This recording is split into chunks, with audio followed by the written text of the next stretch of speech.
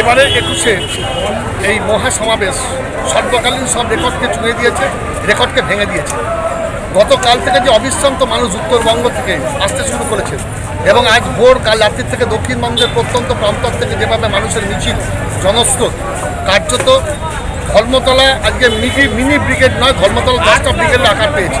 এত বড় জনসমাবেশ আমরা 93 সাল থেকে আছি, আমি কখনো আমার রাজনৈতিক জীবনে দেখি।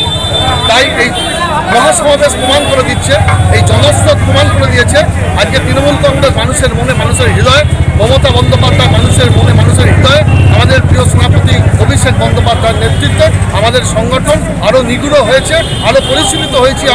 আমরা মানুষের অন্তরে অন্তরে সম্পর্ক স্থাপন করেছি। আচ্ছা, দুদিন আগে প্রধানমন্ত্রী নরেন্দ্র মোদী রাজ্যে এসে বিভিন্ন প্রতিশ্রুতি দিয়ে গেলেন, বললেন যে পাইপে করে গ্যাস পাঠানো হবে মানুষের কাছে।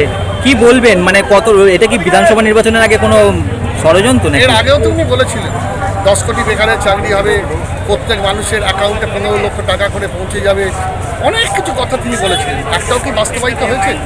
বেটি বাড়াও বেটি পড়াও, আর আজকে কি হচ্ছে উড়িষ্যায় বেটি বাঁচাও বেটি পড়াও চলছে। আজকে বাংলার মানুষ জেনে গেছেন যে মমতা বন্দ্যোপাধ্যায় বাংলার প্রান্তিক মানুষের সাথে আছেন, মানুষের বাড়িতে বাড়িতে প্রকল্প পৌঁছেছে, উপভোক্তা পৌঁছেছে।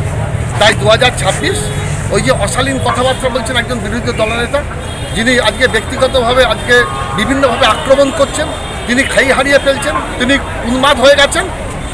আরও আসতে দিন 2026-এর নির্বাচনের শেষে এই বিজেপি দল যারা ক্ষমতা আসার খোয়াব দেখছে, তারা বিরোধী দলের তকমাটা হারাবে, নিজে শুভেন্দু অধিকারী হেরে যাবে, আর শুভেন্দু অধিকারী বিরোধী দলনেতাও থাকবে না, বিজেপি ওকে ঠোঙা করে দেবে।